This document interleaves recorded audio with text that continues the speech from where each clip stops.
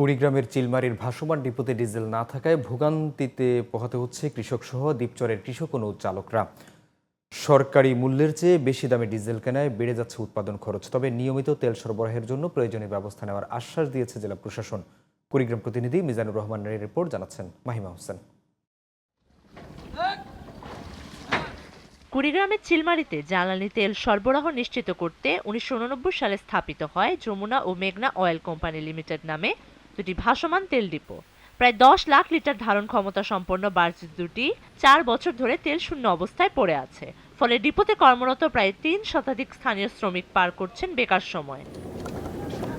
এদিকে ব্রহ্মপুত্র নদে নাব্য সংকটের কারণ দেখিয়ে কর্তৃপক্ষ তেল সরবরাহ বন্ধ করে দেয় এমন অভিযোগ স্থানীয়দের। ডিপোতে তেল সরবরাহ না থাকায় পার্বতীপুর, রংপুর ডিপো থেকে তেল কিনে স্থানীয় চাহিদা পূরণ করছেন ডিলাররা।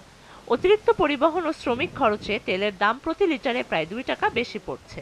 দুদিন থেকে তেল নেই, প্রায় আজকে 6-7 বছর থেকে তেল নেই। এটা ওই দিক থেকেই তেল নিয়ে এসে টাইম মতন পাওয়া যায় না।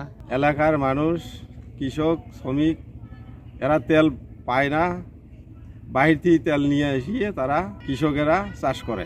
এখানে তেল না থাকলে আমাদের টাকা গাড়ি ভাড়া বেশি দিয়ে পার্বতীপুর থেকে আনতে হয়। চিলমারি ডিপুতে আমাদের তেল যদি না আসে তা আমার ব্যবসায়ী অস্তিত্ব আমাদের থাকবে না।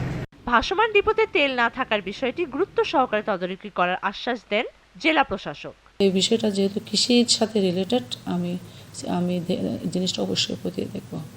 এলাকাবাসীর ভোগান্তি বিবেচনায় কর্তৃপক্ষ ডিপোতে তেল সরবরাহ দ্রুত নিশ্চিত করবে, এমনটাই প্রত্যাশা স্থানীয়দের। Mahima Hossain, GTV news.